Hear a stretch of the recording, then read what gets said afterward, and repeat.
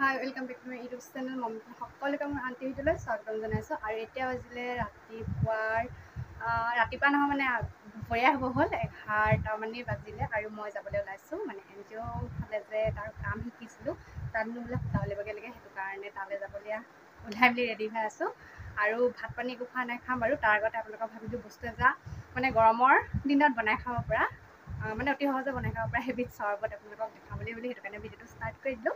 ব'লক তেনেহ'লে কি বনাই সেই আপোনালোকৰ লগতো শ্বেয়াৰ কৰোঁ। যিহেতু প্ৰত্যেকটো কথা আপোনালোকৰ লগত শ্বেয়াৰ কৰি আহিছোঁ, সেয়ে ভাবিলোঁ এইটো আপোনালোকক শ্বেয়াৰ কৰি তেনেহ'লে ব'লক ভিডিঅ'টো আৰম্ভ কৰোঁ। তেনেহ'লে ভিডিঅ'টো স্কিপ নকৰি একেবাৰে চাই থাকিব।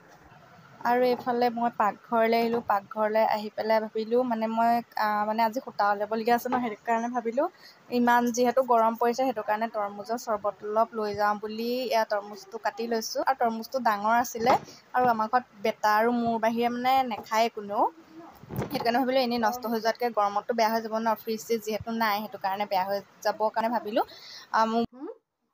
বেয়া হৈ যোৱাতকৈ তৰমুজৰ চৰ্বত অলপকৈ বনাই লোৱা ভাল, মানে গৰমত খালে এইবোৰ বস্তু ভাল, সেইটো কাৰণে মই এয়া বনাবলৈ লৈ লৈছোঁ।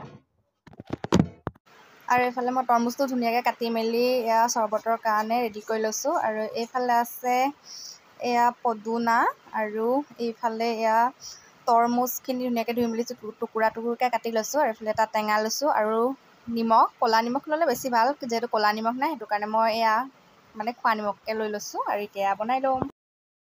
আৰু এইফালে মোৰ তৰমুজৰ চৰ্বত এয়া ৰেডি হৈ গ'ল। আৰু তাৰ ওপৰতে দি দিছোঁ অকণমান টেঙা আৰু পদুনা পাত দি দিছোঁ।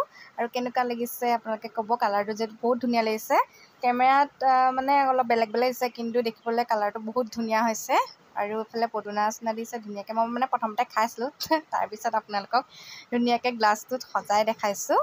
আৰু এয়াই আছিলে আজি মোৰ তৰমুজৰ চৰ্বত। আৰু যদিহে মোৰ ভিডিঅ'টো ভাল লাগে তেনেহ'লে লাইক কমেণ্ট শ্বেয়াৰ আৰু ছাবস্ক্ৰাইব কৰিব একেবাৰে নাপাহৰিব। তেনেহ'লে আজিলৈ আহিছোঁ।